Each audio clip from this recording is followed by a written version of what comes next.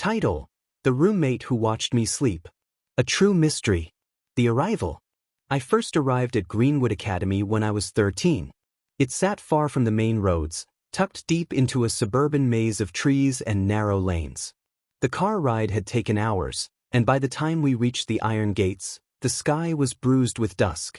The school itself looked quiet, peaceful even, with ivy crawling up the brick walls and the faint sound of bells echoing from somewhere unseen. My parents seemed impressed. I tried to pretend I was too.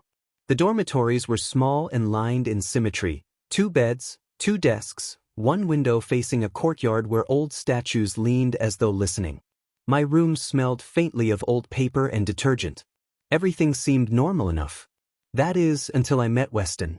He was already there when I arrived, sitting at the desk closest to the window. His posture was perfect, back straight, hands folded in his lap as though he'd been waiting. He didn't smile when I walked in. Didn't even say hello.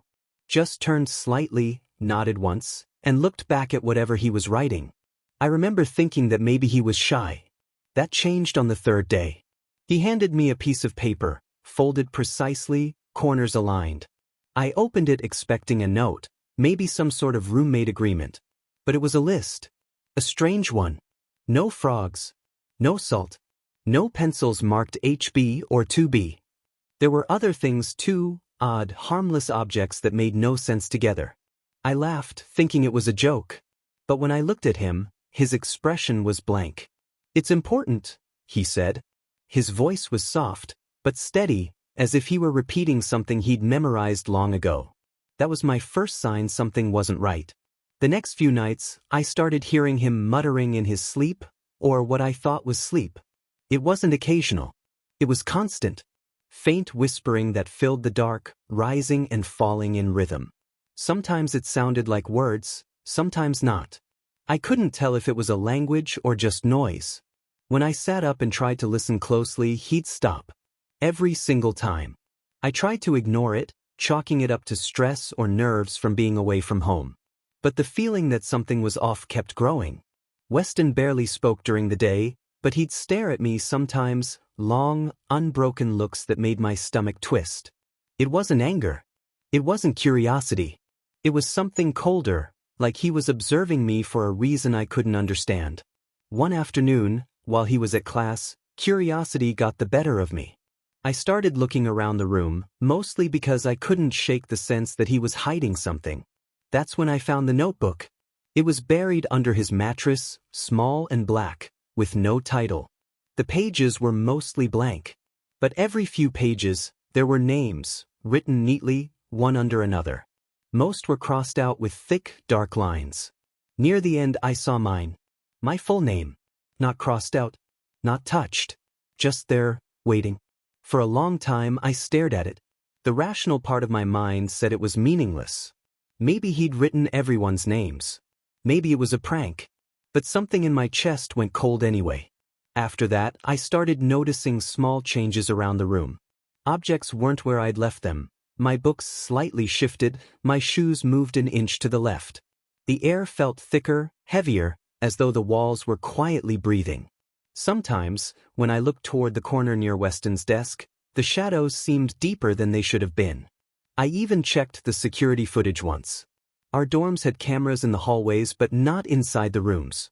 That night, I saw nothing. No one entering or leaving, no signs of movement. Yet when I went back inside, the notebook had changed.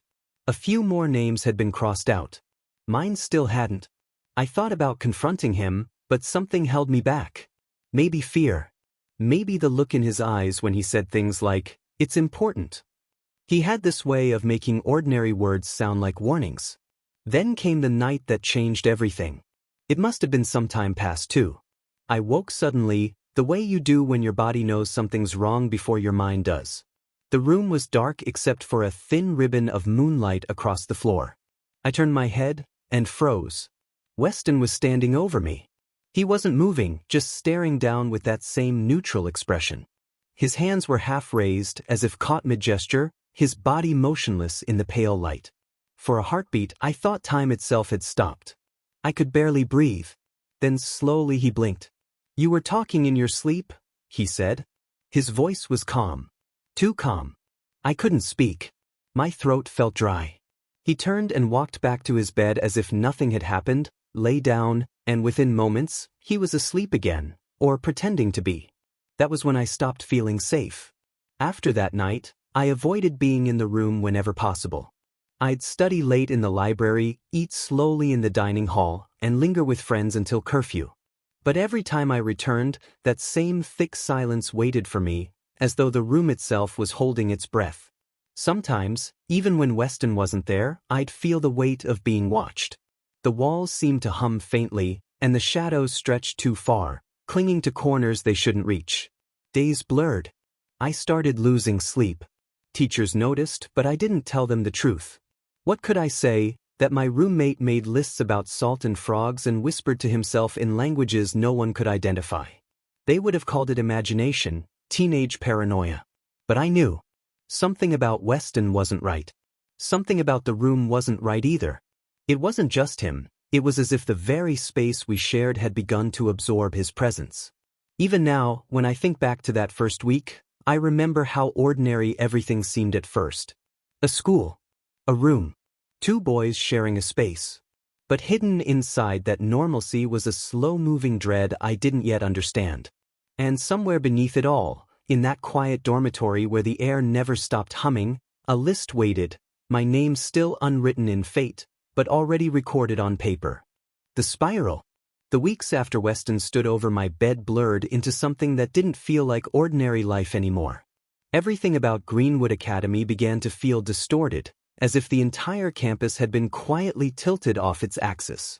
The routine, the ringing of bells, the chatter in the dining hall, the smell of rain against the brick, continued as if nothing had changed. But for me, the world had started to unravel in slow motion. Sleep became a stranger.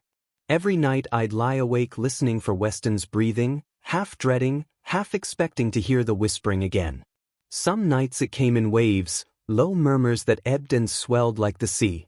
Other nights there was only silence, worse somehow because silence meant waiting. Then came the dreams. At first they were only fragments. I'd see shapes moving in the dark, or hear scraping sounds just behind me. But soon the dreams deepened. I'd wake to find myself unable to move, eyes open but body locked in place, breath trapped somewhere in my chest. In those moments, the air around me changed. It grew heavy, almost liquid, pressing down on my lungs. That was when the shadows began to move. They weren't like normal darkness. They had weight, texture, and a rhythm, flowing across the ceiling, stretching long fingers down the wall. They gathered at the corners of my bed like they were watching, and then, slowly, they'd reach. The first time it happened, I thought it was a hallucination. But when I woke fully, gasping and trembling, I saw the marks. Long, thin scratches across the wooden bed frame. Too high up for me to have made. I tried to tell myself it was an accident, that maybe I'd done it without realizing. But then it happened again. And again. Each night, the line between dream and waking life blurred a little more. One night, something worse came. I opened my eyes, still paralyzed, to see a dark mass forming near the ceiling, swirling like smoke but denser, alive. It drifted downward in a slow, pulsing rhythm, breathing in time with my heartbeat. I could hear it, feel it. When it came close enough, the air around me seemed to hum with static. Then, suddenly, it recoiled, jerking back like it had been startled by something unseen. The moment it retreated, glass shattered. My window exploded inward, scattering shards across the floor. When I could finally move again, Weston was asleep. His breathing was slow and steady, untouched by the chaos that had just torn through our room. I sat there shaking, staring at him. His mouth was turned upward slightly, a faint smile. He always smiled in his sleep. The next morning, the window was fixed before I came back from class. No one said who had done it. When I asked the dorm supervisor, she looked confused, said there hadn't been any reports of damage. I checked the hallway camera footage again. Nothing. No movement, no sound, no record of anyone entering. It didn't make sense. None of it did. A week later, the school called in investigators. Not police exactly, but some kind of private inspection team. They claimed it was standard procedure after student complaints. I never said what I'd seen, but I didn't have to. They seemed to know something was off. They combed through the room, taking photos and measurements. When they left, I overheard one of them mutter something about anomalous markings. I thought that would be the end of it, until I learned what they found. Apparently, the scratch marks on my bed matched descriptions from my journal entries. The same shapes, same lengths, same patterns. But I'd written about those markings before they were discovered. Somehow, the room had echoed what I dreamed. And there was more. The investigators looked through Weston's notebook. Every name that had been crossed out before was still crossed out. Mine, as always, remained untouched. After their visit, they sealed the case with no public report. Unusual circumstances was the official statement. A week later, Weston disappeared. No one saw him leave. His belongings vanished overnight, except for one thing, the notebook. It was still under his bed, right where I had found it the first time. My name's still there. Still waiting. I tried to move on, but Greenwood wouldn't let me. Even after he was gone, strange things kept happening. The next incident started small. A garden snake coiled neatly on my pillow when I came back from class. It wasn't threatening, just there, tongue flicking, head angled toward Weston's empty desk. I froze, heart pounding. When I finally managed to get it out of the room, I noticed something else. The same faint scent of salt in the air. That night, I dreamed of Weston standing by the window, watching the snake crawl toward him. In the dream, he turned to me and said, "They're everywhere." When I woke up, I could still hear his voice. I started documenting everything after that. Each sound, each movement, every shift in the shadows. I filled entire notebooks with notes, times, dates, even the temperature. But the records contradicted themselves. I'd write about something that hadn't happened yet.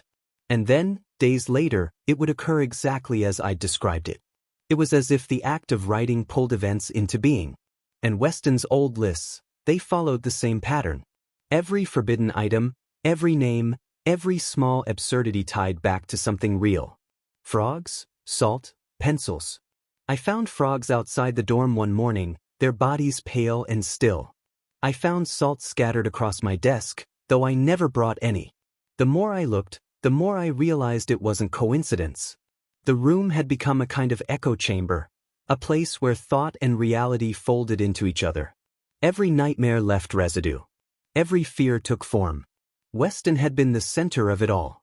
And yet, even without him, the spiral continued. The last night before his disappearance still replays in my mind. I woke again, paralyzed, the air thick as smoke. Above me, the darkness twisted, pulsing, alive. It descended toward my bed, the sound like whispering breath against the walls. I tried to scream but couldn't. Then, in an instant, it shattered everything, glass, furniture, paper, all torn apart in a single burst of unseen force. When it was over, I could move again. Weston was still asleep. Nothing had touched him. By morning, he was gone. His bed was neatly made. His desk empty. The notebook remained. And my name, still untouched, waited, silent, in that endless spiral of ink.